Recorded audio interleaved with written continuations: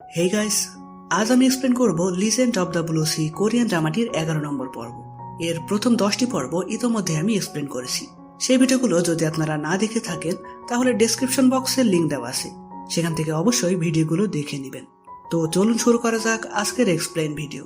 শুরু করার আগে আমি রিফাত আছি আপনাদের সাথে। স্বাগতম আমার চ্যানেলে বিএম দা এক্সপ্লেনার।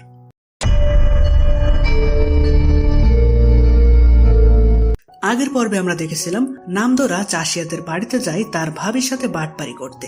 সেখানে তেইয়র বুদ্ধিতে তারা কোনো মতে ধরা পড়ার হাত থেকে বেঁচে পালাতে সক্ষম হয়। এছাড়াও আমরা দেখেছিলাম জুনজে হঠাৎ করেই জলপরীর মনের কথা শুনতে পাচ্ছিল, ফলে সে জলপরীর আসল পরিচয় জানতে পেরে যায় আর তার ভুলে যাওয়া স্মৃতিগুলোও তার মনে পড়ে যায়। সে তখন জলপরীর সাথে দেখা করতে গেলে দেখা যায় জলপরী বাড়ি থেকে চলে গেছে। আসলে তার আসল পরিচয় অর্থাৎ সে যে একটি বাটপার এটা সে জলপরীকে জানিয়ে দিয়েছিল। তাই জলপরী বাড়ি থেকে চলে গেছে। সে যেহেতু মানুষ ঠকায় তাই সে জলপরীকেও ঠকাতে পারে সেজন্য আর কি। তো জুনজে জলপরীকে তন্ন তন্ন করে খুঁজতে থাকে, কিন্তু কোথাও তাকে খুঁজে পায় না। এখানে আমরা জানতে পারি অতীতে দামরিংও জলপরীর মনের কথা শুনতে পেত, আর বর্তমানে জুনজেও একইভাবে শুনতে পাচ্ছে। এখানে আমাদের অতীতের আরো একটি বিষয় দেখানো হয়, যেখানে দেখা যায় ইয়াংকে দামরিং বন্দী করেছিল একজনকে হত্যার অপরাধে। তখন তার কাছে খবর আসে ইয়াং এর লোকজন নাকি সম্রাটের কাছে অভিযোগ করেছে যে একটি জলপরী দামরিয়ংকে বশীভূত করেছে, তাই সে নাকি বিনা অপরাধে ইয়াংকে আটকে রেখেছে। দামরিয়ং এটা শুনে রেগে ইয়াং এর কাছে গিয়ে তার দিকে তলোয়ার তাক করে বলে, তোকে আজ আমি শেষ করে ফেলবো। ঠিক এই কাহিনীটা স্বপ্নের মাধ্যমে বর্তমানে মা দিয়াং দেখতে পাই। সে তো খুবই ভয় পেয়ে যায়। তখন সে ভালোভাবে মনে করার চেষ্টা করলে অতীতের বেশ কিছু স্মৃতি তার মনে পড়ে যায়, আর সে বুঝতে পারে অতীতের দামরিয়ংই হলো বর্তমানে জুনজে।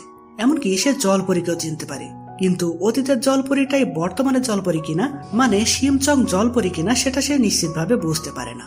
তো এদিকে জুনজে জলপরীকে কোথাও খুঁজে না পেয়ে বাড়িতে এসে তেইওকে সব জায়গার সিসিটিভি ফুটেজ চেক করতে বলে, কিন্তু তাতেও তারা তাকে খুঁজে পায় না। এমনকি সে তার ফোনও বন্ধ করে রেখেছে, যার জন্য জুনজে তার লোকেশন দেখতে পারছে না। তার তখন জলপরীর সাথে এ পর্যন্ত কাটানো প্রতিটা মুহূর্তের কথা মনে পড়ে। সাথে এও মনে পড়ে জলপরী যে তাকে বলতো একটি ছেলে নাকি তাকে অনেক ভালোবাসতো, তাকে রামেন রান্না করে খাওয়াতো। সেই ছেলেটা যে জুনজে নিজেই ছিল এটা এখন সে বুঝতে পারে। এটা মনে পড়ে সে হাসতে থাকে, কারণ সে নিজেই নিজেকে এর জন্য অনেক গালমন্দ করেছিল। এদিকে দেখা যায় জলপরী একটি শপিং মলে গিয়ে জুনজে তাকে যে ড্রেসগুলো কিনে দিয়েছিল সেগুলো সে ফেরত দিয়ে টাকা নিয়ে আসে। মানে চাষিয়াদের বাড়িতে অভিনয় করতে যাওয়ার জন্য তাকে যে ড্রেসগুলো কিনে দেওয়া হয়েছিল আর কি। তো সেখান থেকে সে বাইরে এসে একটি দোলনায় বসে থাকলে চিহুন তাকে লক্ষ্য করে। সে তখন তার সাথে দেখা করে তাকে জুনজের বাড়িতে ড্রপ করে দেবে বলে জানায়, কিন্তু জলপরী ওখানে যেতে চায় না। মানুষ বাড়ি থেকে চলে গিয়ে স্পা সেন্টারে আসে, সেখানে জলপরী যেতে চায়।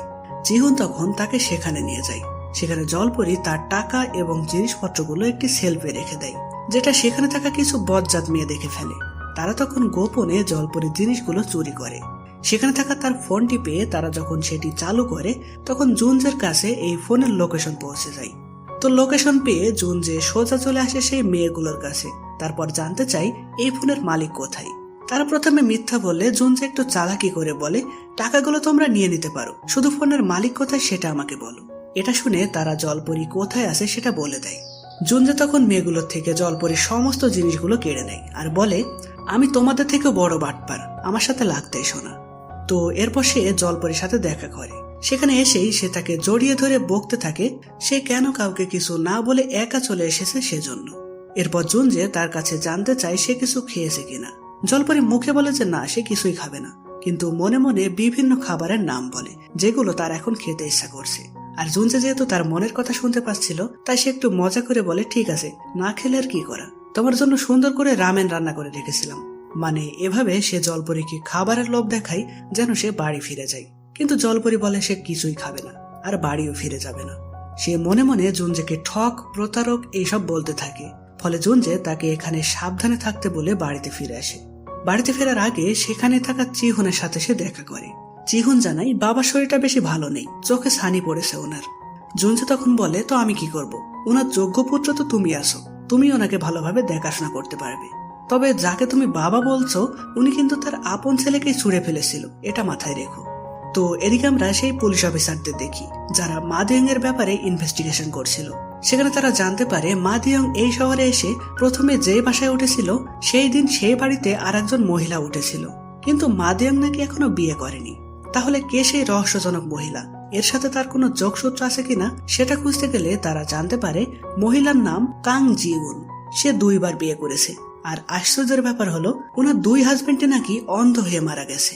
তার নাকি একটি ছেলেও ছিল, কিন্তু ছেলেটির বাবাকে এ ব্যাপারে কোনো তথ্য নেই।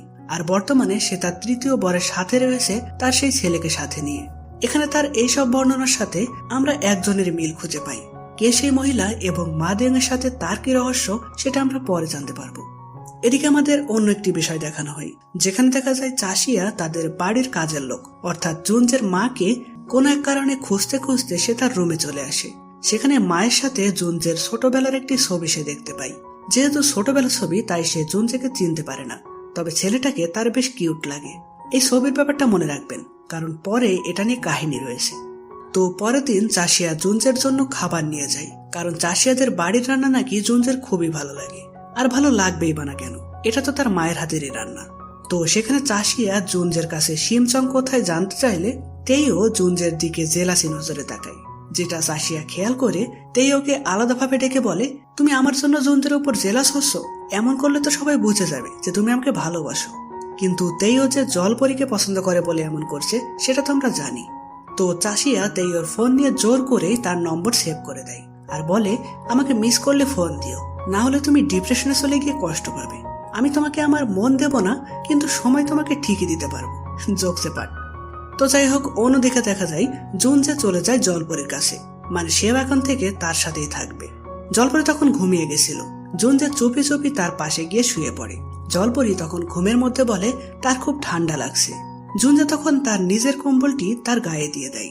এছাড়াও পরের দিন সে জলপরীকে পানি থেকে দূরে রাখার চেষ্টা করে, কারণ জলপরী মনে মনে বলেছিল তার গায়ে পানি লাগলে নাকি তার আসল পরিচয় সবার সামনে প্রকাশ হয়ে যাবে। এখানে জলপরীর প্রতি জুনজের এত কেয়ার এবং পাগলামি দেখে সেখানকার লোকজন অতিষ্ঠ হয়ে যায়। তারা জলপরীকে রিকোয়েস্ট করে, প্লিজ আপনি আপনার জামাইয়ের সাথে বাড়ি ফিরে যান, তাহলে আমরা একটু শান্তিতে থাকতে পারবো। তো পরের দিন জলপরীর সেই পিচ্চি বন্ধু ইউনা আসে তার সাথে দেখা করতে। সে জানায় কাল তাদের স্কুলে একটি অনুষ্ঠান হবে, সেখানে সবাই তাদের বাবা মাকে নিয়ে যায়। কিন্তু তার তো বাবা নেই, আর মাও অনেক ব্যস্ত। গত বছর এই অনুষ্ঠানে সে একটি গান গেয়েছিল, কিন্তু কেউ তাকে উৎসাহ দেয়নি। তাই এবারও আবার সেম কাহিনী করতে চলেছে ভেবে তার খুবই খারাপ লাগছে। এখানে দেখা যায় আজকে ছিল বড় দিন। জলপরী তখন বলে, আমি টিভিতে দেখেছি এই দিনে নাকি সান্টা ক্লজ সবাইকে গিফট দেয় আর একটা উইশ জানতে চাই। চলো আমরা নিজেদের উইশ লিখে ক্রিসমাস ট্রিতে ঝুলিয়ে দিই, তাহলে সেটা সান্টা ক্লজের কাছে পৌঁছে যাবে। সেখানে ইউনা উইশ করে সান্টা ক্লজ যেন কাল অনুষ্ঠানে তার বাবা মাকে এনে দেয়, আর জলপরী উইশ করে সে আর জুনজে যেন সারা জীবন একসাথে থাকতে পারে। তো পরের দিন দেখা যায় ইউনার স্কুলে জলপরী যায় তাকে উৎসাহ দিতে। সেখানে তখন জুনজে, নামদো এবং তেইও এসে উপস্থিত হয়। জলপরী তখন ভাবে, আমি তো জুনজেকে কিছুই বলিনি, ও জানলো কিভাবে? তখন আমাদের দেখানো হয় তারা উইশ লিখে যে ক্রিসমাস ট্রিতে ঝুলিয়ে রেখেছিল সেখান থেকে জুনজে সেগুলো পড়েছে। তো সেখানে চাষি আর ভাবিকেও তারা দেখতে পায়। সে তো জুনজেদের খুবই খাতির করতে থাকে, কারণ সেদিন তাড়াহুড়ো করে তারা যে বাড়ি থেকে চলে আসলো, এতে সে কোনো ভুল করে ফেলেছিল কিনা সেটা নিয়ে তার চিন্তা হচ্ছিল। কিন্তু নামদো বলে সেরকম কিছু না, আমরা ইদানিং অনেক ব্যস্ত আছি। তো যাই হোক, জুনজেরা সবাই ইউনাকে বলে, আজ আমরা তোমাকে নিয়ে অনেক এনজয় করব, আমরা একসাথে ছবি তুলবো, খাবার খাবো, মানে তার বাবা মায়ের অনুপস্থিত থাকার দুঃখটা তারা পূরণ করবে। ফলে ইউনার আজকের দিনটা দারুণ ভাবে কাটে। এখানে সবাই মিলে এত ভালো একটা মুহূর্ত উপভোগ করার পর জলপরী জুনজেকে বলে, আজ আমাকে একটা প্রমিস করবে, যদি কাউকে মিথ্যা বলতেই হয় তবে সেটা যেন তার ভালোর জন্য হয়, কাউকে কষ্ট দেওয়ার জন্য না। জুনজে একটু ভেবে তার প্রমিস মেনে নেয়।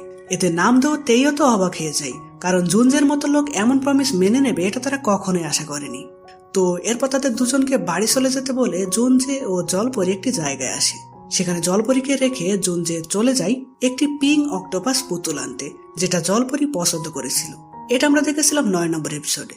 তো জুনজে সেটা নিয়ে যখন জলপরীর কাছে আসতে যায় তখন ডিটেকটিভ হং এসে তাকে ধরে ফেলে। তারা মূলত গোপন তথ্যের মাধ্যমে খবর পেয়েছে এখানে মাদিয়াং আসতে চলেছে, সেজন্যই তারা তাকে ধরতে এখানে এসেছিল। আর জুনজেকে যেহেতু তারা অনেকদিন ধরেই খুঁজছে, তাই তাকে দেখা মাত্রই তারা আগে জুনজেকে অ্যারেস্ট করে। এরপর তাকে নিয়ে যখন তারা গাড়িতে তুলতে যায় তখন আমরা সেখানে একটি ট্যাক্সি নিয়ে সত্যি মাদিয়াংকে আসতে দেখি। সে এখানে এসেছে কারণ প্রথম দিকে আমরা দেখেছিলাম সে স্বপ্নের মাধ্যমে জুনজের অতীত সম্পর্কে জানতে পেরে গেছে। অতীত এবং বর্তমান উভয় জায়গাতেই জুনজে তার শত্রু। আর এমনিতেও জুনজেকে মারার জন্য তার সৎ মা মাদিয়াংকে ভাড়া করেছে। তাই সবকিছু মিলিয়ে সে জুনজেকে ফলো করতে করতে এখানে এসে পৌঁছেছে। কিন্তু জুনজে তো অ্যারেস্ট হয়ে গেল। সেখানে তখন জলপরি একা দাঁড়িয়ে ছিল, যেটা মাদিয়াং লক্ষ্য করে। তো সে কি তাহলে জলপরির কোনো ক্ষতি করতে চলেছে? যদি কিছু করে তাহলে জুনজে তাকে এখন কিভাবে বাঁচাবে? এইরকম প্রশ্ন রেখেই 11 নম্বর এপিসোডটি এখানেই শেষ হয়। তো গাইস, কেমন লাগলো আজকের এপিসোডটি কমেন্টে জানাবেন। যদি ভালো লেগে থাকে তাহলে ভিডিওতে লাইক দিয়ে বন্ধুদের মাঝে শেয়ার করে তাকেও ড্রামাটি দেখার সুযোগ করে দিন। আর পরবর্তী এপিসোডের কাহিনী জানতে অবশ্যই আমাদের চ্যানেলটি সাবস্ক্রাইব করে রাখুন। তো দেখা হচ্ছে পরের ভিডিওতে। ততদিন পর্যন্ত ভালো থাকবেন, সুস্থ থাকবেন। বাবা।